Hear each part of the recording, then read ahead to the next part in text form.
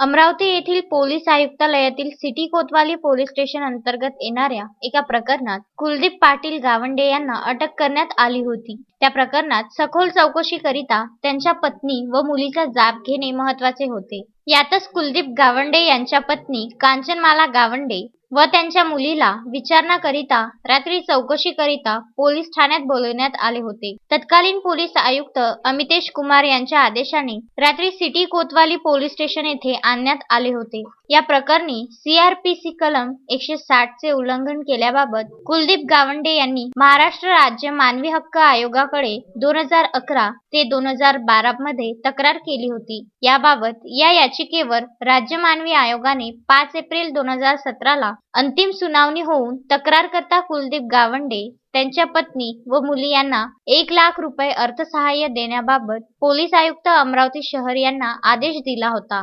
याबाबतचा आदेश 16 मार्च 2020 ला पोलीस आयुक्त कार्यालयास प्राप्त झाला आहे. ही रक्कम 3 वर्षापासून 12.5% व्याजासह देण्यात यावी असा यात उल्लेख आल्यामुळे ते कधी मिळणार असा प्रश्न कुलदीप गावंडे यांनी केला आहे. अजय शृंगारे, विदर्भ न्यूज, अमरावती.